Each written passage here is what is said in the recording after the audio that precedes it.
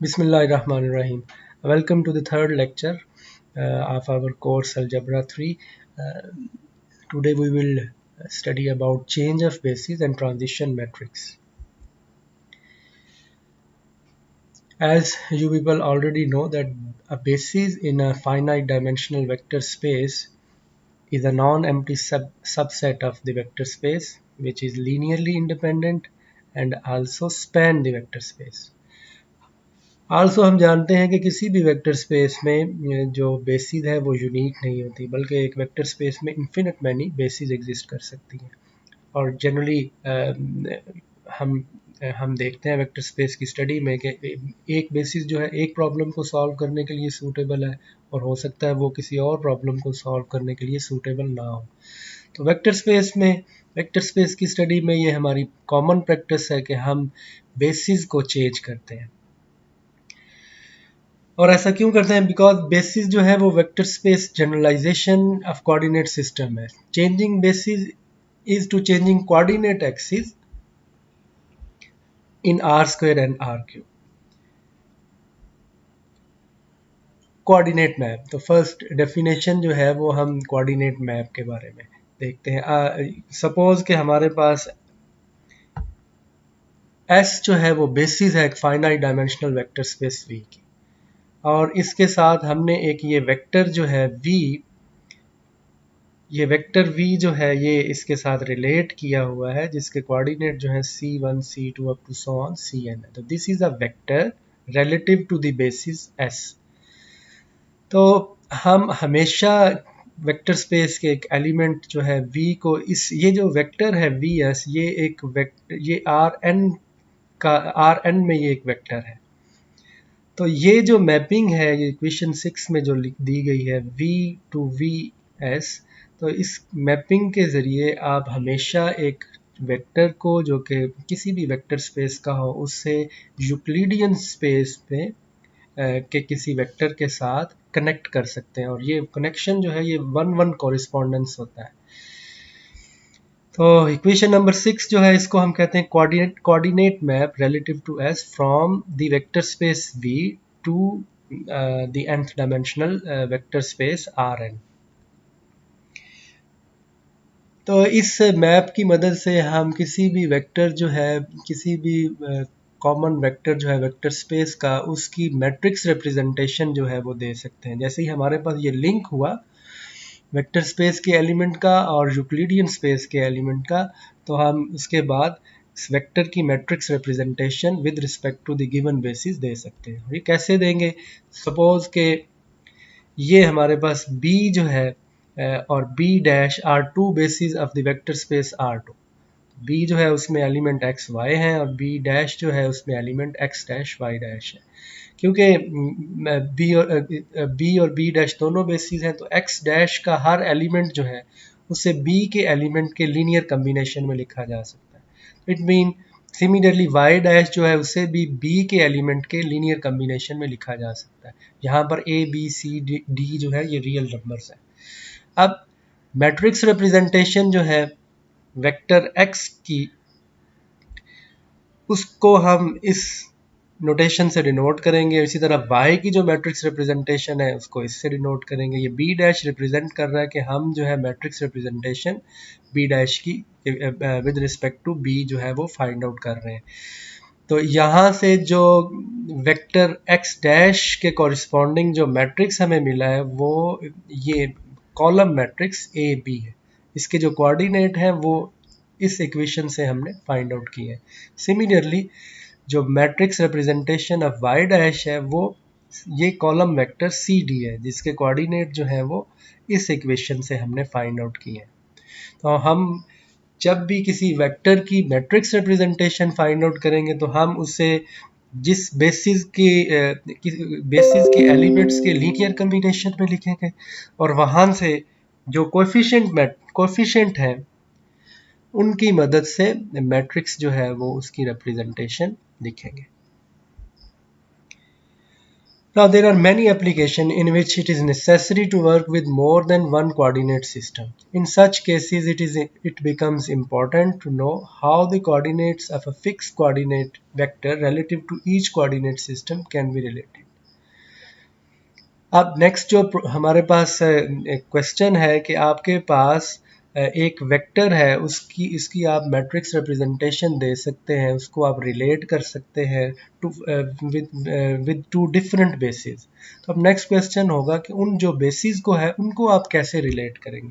तो ये जो प्रॉब्लम है ये हमें बता रही है कि अगर v कोई वेक्टर है in a finite dimensional vector space v, and if we change the basis for v from a basis b to basis b dash, how are the coordinate vectors v b, this is the coordinate vector corresponding to the basis b, this is a column matrix। इसी तरह से ये जो है ये column matrix है with respect to B dash, इसके coordinate कैसे, इसको हम कैसे फाइंड आउट करते हैं ये लास्ट स्लाइड में मैंने आपको बताया। तो अब हम ये देखना चाहते हैं कि इन दोनों के दरमियान क्या रिलेशन है।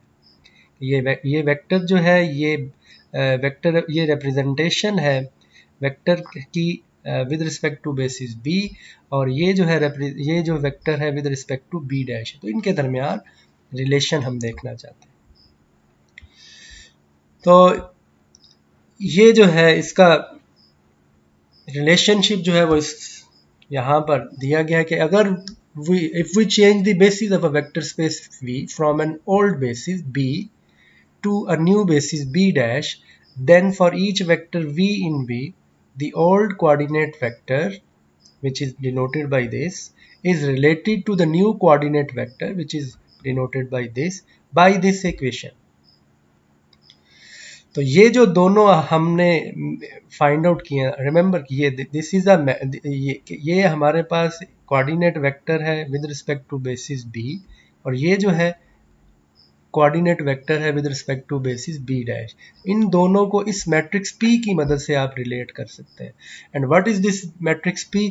This matrix p is a matrix whose column are the coordinate vectors of the new basis vector relative to the old basis.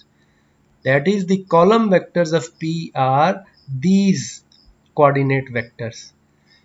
तो आप ये जो हमारे पास न्यू बेसिस है u1 डैश, तो हम इसकी मैट्रिक्स रिप्रेजेंटेशन फाइंड आउट करेंगे विद रिस्पेक्ट टू b। इसी तरह से और उससे जो वेक्टर हमें मिलेगा उसको हम इससे डिनोट करेंगे। इसी तरह से u2 डैश जो है इसको हम b के एलिमेंट्स के लीनियर कॉम्बिनेशन में लिखेंगे और वहां से हमारे पास ये कोऑर्डिनेट वेक्टर आएगा एंड सो ऑन। तो ये इक्वेशन नंबर 7 जो है ये रिलेट कर रही है कोऑर्डिनेट वेक्टर को from one basis to another basis. अब ये जो वेक्टर है लास्ट स्लाइड में, ये जो हमने कॉलम, ये जो वेक्टर p हमने देखा था, इस वेक्टर को हम ट्रांजिशन मैट्रिक्स कहते हैं। The matrix P in equation 7 is called the transition matrix from B to B dash, और इसको डिनोट करते हैं हम इस तरह कि अब मैट्रिक्स विद ये नोटेशन है कि ये मैट्रिक्स जो है वो B डैश से B तक, सिमिलरली आप B से B डैश तक भी मैट्रिक्स फाइंड आउट कर सकते हैं। तो इस वजह से हमने नोटेशन रखी हुई है कि a matrix which is a transition matrix from B dash to B। ये अब ये जो मैट्रिक्स है इसके कॉलम जो है, the column of the transition matrix from an old basis to a new basis are the coordinate vectors. Already ये हम बता चुके हैं कि ये जो मैट्रिक्स P है इसके कॉलम क्या होंगे, ये कोऑर्डिनेट वेक्टर्स हैं ऑफ द, और कोऑर्डिनेट वेक्टर किस तरह से, ये ओल्ड बेसिस के कोऑर्डिनेट वेक्टर्स है relative to the new basis. क्या मतलब कि हमने जो ओल्ड कोऑर्डिनेट ओल्ड बेसिस के वेक्टर्स को न्यू बेसिस के वेक्टर्स के की मदद से फाइंड आउट किया है। अब ये थ्योरम जो है ये हमें बता रहा है कि अगर ये P कोई ट्रांजिशन मैट्रिक्स हो from a basis B dash to a basis B for a finite dimensional vector space P, then this matrix is invertible. Invertible mean कि उसका इन्वर्स एग्जिस्ट करता है, और ये जो इसका इन्वर्स होगा P inverse is a transition matrix from B to B dash. तो ये थ्योरम हमें बता रहा है कि अगर आपने transition matrix P find out कर लिया तो आप उसी मैट्रिक्स, ये मैट्रिक्स हमेशा इन्वर्टिबल होगा और उसी के इन्वर्स, उसी का जो इन्वर्स है वो ट्रांजिशन मैट्रिक्स होगा B से B डैश का।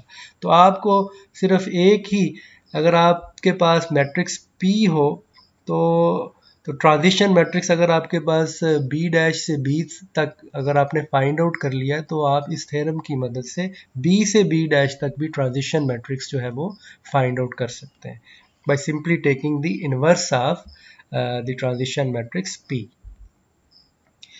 अब प्रैक्टिकली आप ट्रांजिशन मैट्रिक्स कैसे निकालेंगे, ये इस यहाँ पर ये प्रोसीजर जो है वो दिया गया है कि सबसे पहले आप एक मैट्रिक्स फॉर्म करेंगे बी, ये मैट्रिक्स बी डैश, ये बी डैश मीन के ये हमारे पास न्यू बेसिस है और बी जो है ये हमारी ओल्ड बेसिस है।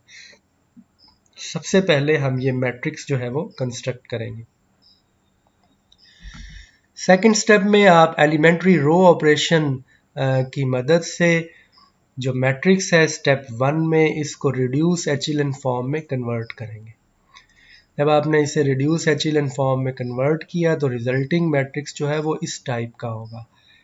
बी डैश जो है वो echelon form, reduce echelon form में कन्वर्ट होके ये आई बन जाएगा और this is a transition matrix from B to B dash.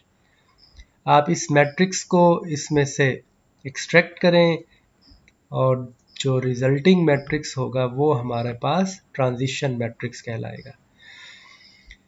This procedure is captured in the following diagram कि आपने सबसे पहले ये स्टेप 1 है कि आपने पहले ये मैट्रिक्स कंस्ट्रक्ट किया new basis and old basis की मदद से, फिर उस पर रो ऑपरेशन अप्लाई किए और इसको आपने रिड्यूस एचिलन फॉर्म में कन्वर्ट कर दिया, ये आइडेंटिटी मैट्रिक्स बनेगा और ये जो नया मैट्रिक्स बनेगा ये जो है इसे हम ट्रांजिशन मैट्रिक्स कहेंगे। ये इस एग्जांपल से हम जो है वो इस प्रोसेस को समझते हैं कि सपोज के हमारे पास ये दो बेसिस हैं b and b dash R square में प्लेन में और u1 क्या है, u1 इज उसके एलिमेंट जो है वो 1 0 है, u2 के एलिमेंट जो है वो 0 1 है। इट मीन के जो b है हमारे पास ये स्टैंडर्ड बेसिस है और u1 डैश जो है इसके कोऑर्डिनेट 1 1 है, u2 डैश के कोऑर्डिनेट 2 1 है। हमारे पास ये दो बेसिस हैं b एंड b डैश। तो क्वेश्चन है find the transition matrix from b dash to b। तो b डैश से b तक हमने ट्रांजिशन मैट्रिक्स फाइंड आउट करना है।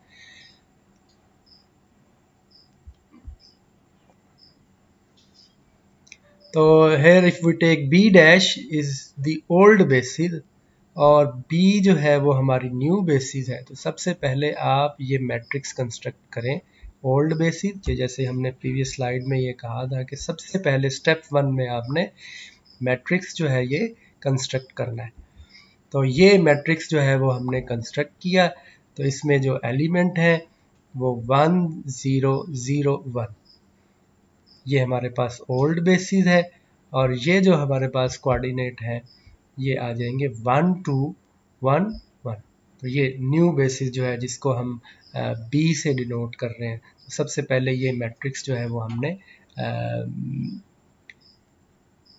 कंस्ट्रक्ट किया। अब इस मैट्रिक्स को सेकंड स्टेप क्या है कि आप इसको एचिलन फॉर्म में कन्वर्ट करें, आप इसको एलिमेंट्री रो ऑपरेशन अप्लाई करें, इसको रिड्यूस करें, तो ये जो है ट्रांजिशन मैट्रिक्स जो हमारे पास आएगा वो ये मैट्रिक्स होगा। इसी तरह से आप b से b डैश तक भी ट्रांजिशन मैट्रिक्स फाइंड आउट कर सकते हैं। इस केस में अगर हम b जो है वो न्यू बेसिस ले लें और b डैश जो है उसे हम ओल्ड बेसिस ले लें, तो हमारे पास जो मैट्रिक्स b होगा उसके कोऑर्डिनेट होंगे 1 2 1 1 और जो मैट्रिक्स जो है b डैश जो है उसके कोऑर्डिनेट 1 0 0 1 होंगे। तो ये इस तरीके से आप इसको एलिमेंट्री रो ऑपरेशन अप्लाई करें, इसको आइडेंटिटी मैट्रिक्स बनाएं, तो हमारे पास ये जो मैट्रिक्स है उसके कोऑर्डिनेट ये बन जाएंगे -1 2 1 1। आप यहाँ से ये जो मैट्रिक्स है ये डायरेक्टली यहाँ से भी निकाल सकते हैं कि आप अगर देखें कि अगर आप इस मैट्रिक्स का इन्वर्स निकाल लें तो इसका इन्वर्स जो है वो एग्जैक्टली यही मैट्रिक्स होगा। तो जब आपके पास एक ट्रांजिशन मैट्रिक्स हो तो उसी का इन्वर्स निकालेंगे तो आपके पास ट्रांजिशन मैट्रिक्स बी से बी डैश तक भी आ जाएगा। नाउ कंप्यूटिंग कोऑर्डिनेट वेक्टर्स कि हमने अब कोऑर्डिनेट वेक्टर्स जो हैं उनको फाइंड आउट करने का क्या तरीका है। अगेन सपोज एक vector space finite dimensional vector space है, उसमें बी और बी डैश बेसिस है। Since multiplication by a transition matrix maps coordinate vectors relative to the basis b dash into coordinate vector relative to a basis b, or similarly the transition matrix from b to b dash maps coordinate vector relative to b into the coordinate vector relative to b and b dash. It follows that for every vector v in b we have this relation के पास coordinate vectors जो हैं B और B dash में, उनको आप इस equation की मदद से रिलेट कर सकते हैं।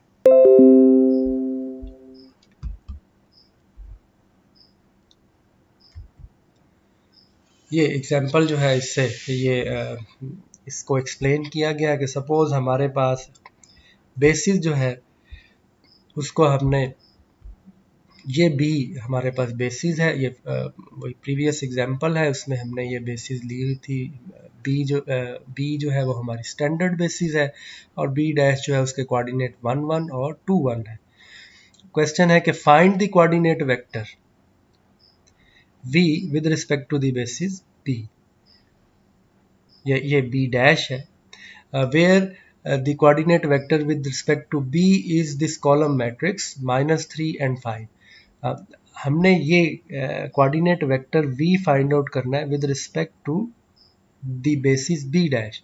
तो इसको फाइंड आउट करने के लिए आप ये जो प्रीवियस इक्वेशन है इसमें वैल्यूज जो है वो ये हमने फाइंड आउट करना है the coordinate vector v with respect to b dash. तो हम इस इक्वेशन में वैल्यूज पुट कर देंगे।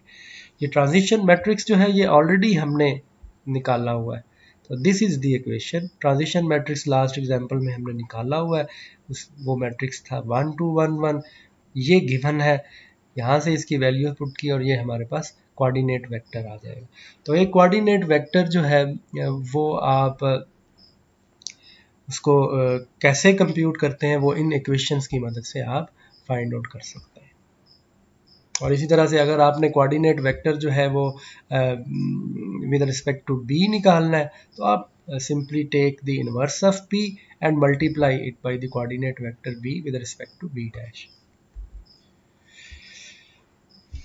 ये होमवर्क है आपके पास, लीनियर अलजेब्रा एंड एप्लीकेशन की बुक मैंने आपको सेंड की थी, उसकी एक्सरसाइज 4.6 है, उसमें ये एक्सरसाइजेज है 1 3 5 6 एंड 7, ये आपने करनी है।